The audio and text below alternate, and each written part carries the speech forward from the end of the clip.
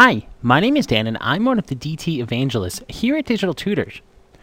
In this video, we're going to look at a question from one of our users, DigitalDave, on some tips for troubleshooting an issue where fur isn't rendering as expected. So to illustrate this, I have a character in my scene and he's walking through my camera. Basically what I've done is I've gone ahead and applied one of the fur presets to this character. So if we were to go ahead and render this out, I'm going to hop into my render settings real quick and switch this to render out the animation. And I don't really need it to render out every single frame, so I'm going to switch this by frame to maybe something like 10. So that way we'll just get a frame here in the beginning, a frame in the middle, and a frame near the end of my animation, so we can just test to see if the fur is going to move with my character. So then we can come and batch render this out.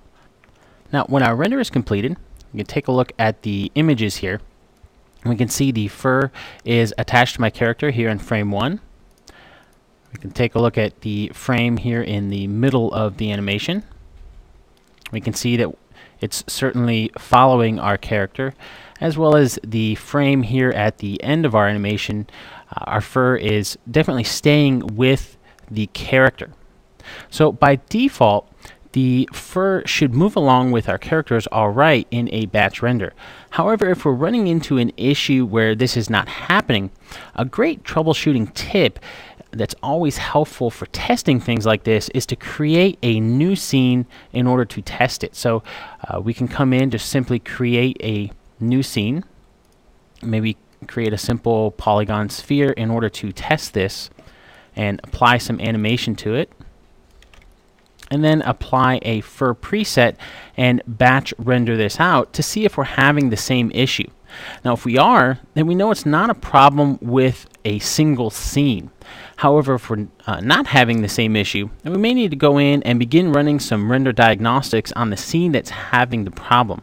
Now, regardless of whether or not we're having the problem in the new scene or not, it's always important to keep in mind that rendering fur is a very intensive computation for the system to handle.